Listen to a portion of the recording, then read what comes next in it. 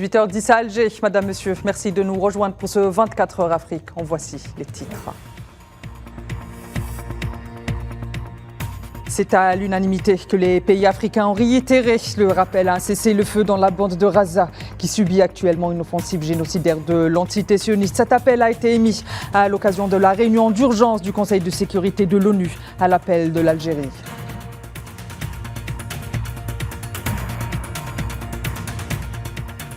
L'envoyé personnel du secrétaire général des Nations Unies pour le Sahara occidental, Staffan de Mistura, s'est rendu en Afrique du Sud pour une série de rencontres consacrées naturellement à la question sahraouie.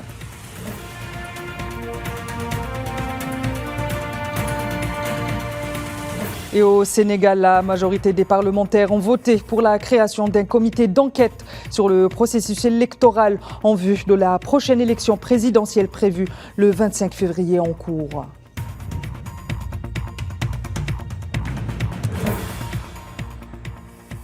Comme vous le savez, le Conseil de sécurité des Nations Unies était réuni hier à la demande de l'Algérie sur les mesures conservatoires décidées par la Cour internationale de justice concernant l'agression sioniste contre le peuple palestinien. Le représentant permanent de l'Algérie à New York a notamment souligné l'importance de la reddition de comptes pour protéger les générations futures contre les atrocités commises actuellement à Gaza, appelant à un cessez-le-feu immédiat. Souhila Akilal. Obliger l'entité sioniste à rendre des comptes et prendre sans délai toutes les mesures nécessaires pour faire entendre la voix de la justice et garantir l'application des décisions de la CIJ. Fidèle à sa position concernant le dossier palestinien, l'Algérie, par le biais de son ambassadeur auprès des Nations Unies, Ammar Benjama, a réitéré une nouvelle fois l'appel à un cessez-le-feu immédiat à Gaza. Cette décision historique de la Cour réaffirme que le temps de l'impunité est révolu à jamais. Les Nations Unies et la communauté internationale se sont engagés à ce qu'aucun criminel n'échappe aux sanctions et à la reddition de comptes. L'occupant israélien ne doit pas être une exception à cette règle. De son côté, le représentant palestinien auprès des Nations Unies, Riyad Mansour, a estimé qu'à travers les mesures conservatoires annoncées, la CPI a assumé pleinement son mandat, mais qu'un cessez-le-feu était nécessaire pour les appliquer, tâche qui incombe directement à Israël. Sans cessez-le-feu, il sera impossible pour Israël d'appliquer ces mesures conservatoires. Donc si vous voulez aider Israël, imposer ce cessez-le-feu pour qu'Israël ne puisse se prévaloir de cette excuse pour justifier sa non-exécution des 6 mesures conservatoires. Les représentants de la Sierra Leone et du Mozambique ont eux également insisté sur la nécessité d'un cessez-le-feu immédiat à Gaza pour protéger la population et garantir l'acheminement des aides humanitaires. Un cessez-le-feu humanitaire immédiat, urgent et une cessation des hostilités sont des facteurs absolument indispensables pour faire en sorte que l'aide humanitaire soit acheminée sans aucune restriction et qu'elle parvienne à ceux qui en ont besoin à Gaza. La Sierra Leone considère qu'un cessez-le-feu humanitaire est absolument indispensable à ce stade pour qu'on puisse sauver des vies, pour qu'on puisse faciliter l'accès à de l'aide humanitaire, pour que l'on puisse contrôler les déplacements et minimiser la faim et la propagation des maladies. Pour rappel, le Conseil de sécurité s'est réuni hier à la demande de l'Algérie suite aux instructions émises par le président Abdelmadjid Tebboune à la mission algérienne, suivant la décision de la CIJ portant demande de la tenue d'une réunion urgente du Conseil de sécurité au sujet des mesures conservatoires décidées par cette Cour. Et lors d'un point de presse en marge de la réunion d'urgence du Conseil de sécurité consacré au mécanisme d'application des décisions de la Cour internationale de justice quant à la plainte portée par l'Afrique du Sud pour génocide contre l'entité sioniste, la chef de la diplomatie sud-africaine, Nadli Pandor, a appelé l'entité sioniste à appliquer l'arrêt de la CIJ qui avait ordonné à l'occupant sioniste de prendre toutes les mesures en son pouvoir pour empêcher des actes génocidaires et améliorer la situation humanitaire à Gaza. Rappelez notamment que la décision de la CEJ affirme l'importance des institutions de gouvernance mondiale, y compris les organes et les organisations des Nations Unies. Et il reste vital pour tous les États membres de respecter et d'appliquer les décisions de la Cour, a précisé Nelly Pandor à cette occasion, avant de se féliciter du soutien exprimé par plusieurs pays à la plainte portée par son pays le 29 décembre dernier contre l'entité sioniste.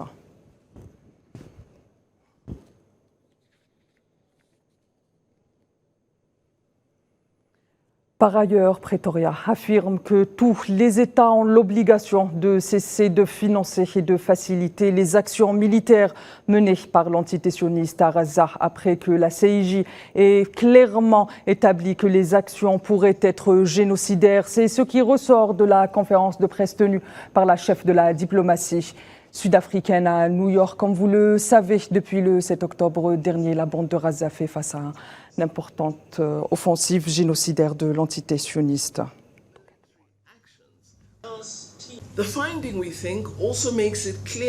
Nous pensons que cette conclusion montre également clairement qu'il est plausible qu'un génocide ait lieu contre le peuple palestinien à Gaza. Vous auriez entendu le président du tribunal dire cela.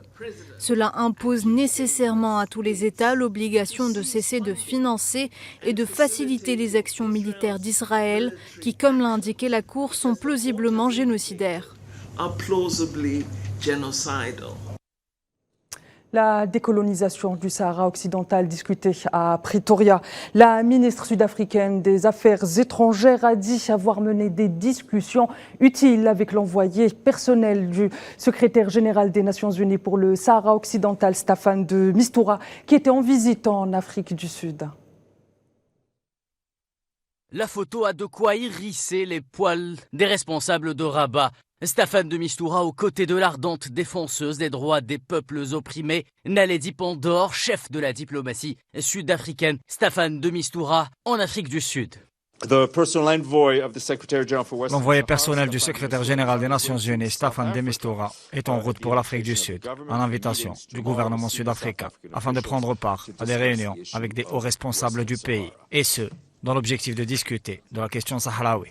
L'envoyé personnel du secrétaire général des Nations Unies s'est envolé pour Pretoria avec dans ses petits papiers le dossier sahraoui, objet de réunion avec le gouvernement sud-africain. L'année 2024 semble s'inscrire dans le prolongement de la précédente en ce qui concerne les victoires diplomatiques de la cause sahraoui dans le monde et sur le continent africain.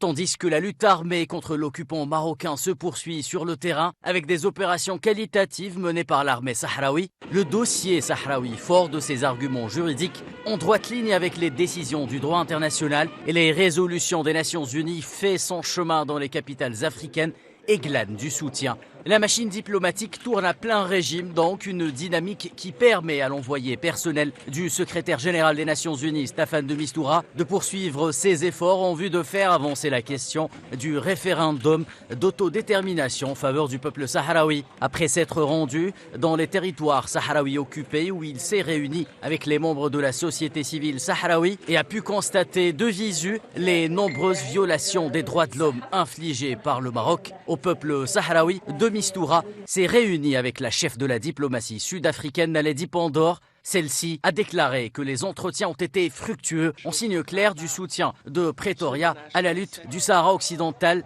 dernière colonie d'Afrique. Si les détails de cette importante réunion n'ont pas encore filtré, plusieurs observateurs misent sur une concertation pour une action commune initiée aux Nations Unies. Pour rappel, et à l'issue de l'adoption par le Conseil de sécurité d'une résolution qui proroge jusqu'au 31 octobre 2024 le mandat de la mission des Nations Unies pour l'organisation d'un référendum au Sahara occidental MINURSO, le représentant permanent de l'Afrique du Sud auprès de l'ONU, Martinus van Schalkwyk, avait réaffirmé le soutien de son pays aux efforts de Staffan de Mistura pour parvenir à une solution politique juste, durable et mutuellement acceptable. Prévoyons l'autodétermination du peuple sahraoui. La lutte est dans l'air du temps. Et le président algérien Abdelmadjid Tebboune a reçu ce jeudi le ministre de l'Intérieur italien Matteo Piantedosi, indique un communiqué de la présidence de la République algérienne. L'audience s'est déroulée en présence du directeur de cabinet à la présidence de la République, Boualem Boualem, du ministre de l'Intérieur, des collectivités locales et de l'aménagement du territoire, Brahim Marad, et du secrétaire général du ministère des Affaires étrangères et de la communauté nationale à l'étranger.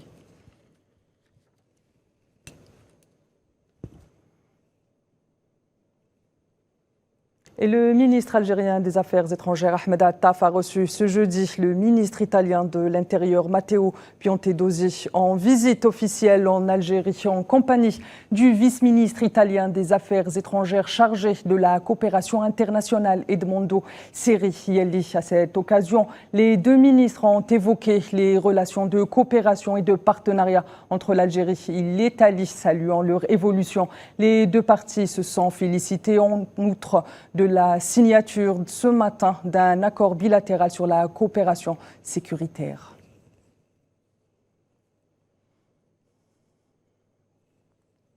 Et de son côté, le ministre algérien de l'énergie et des mines, Mohamed Akrab, a participé ce jeudi par visioconférence aux travaux de la 52e réunion du comité ministériel conjoint de suivi OPEP et non OPEP. Au cours de cette réunion, les ministres ont discuté de la situation actuelle du marché pétrolier mondial et ses perspectives à court terme. Les membres du comité ont également évalué le respect des engagements, des limitations et de la production des pays de OPEP+ pour le mois de décembre 2023.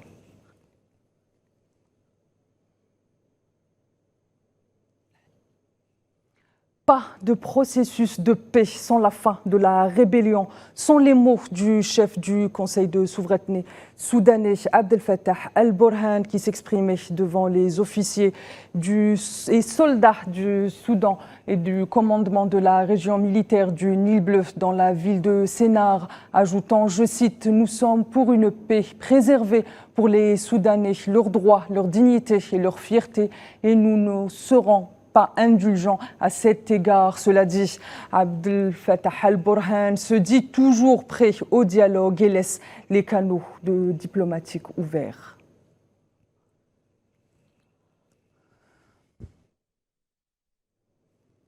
Et après une longue journée de débat, les députés sénégalais ont décidé d'ouvrir une enquête parlementaire pour passer au crible les décisions du Conseil constitutionnel, examiner les conditions dans lesquelles le candidat Karim Wade a été exclu de la course présidentielle du 25 février en cours et les accusations de corruption contre certains juges du Conseil constitutionnel. Ce comité d'enquête a été adopté à 120 voix pour 24 contre.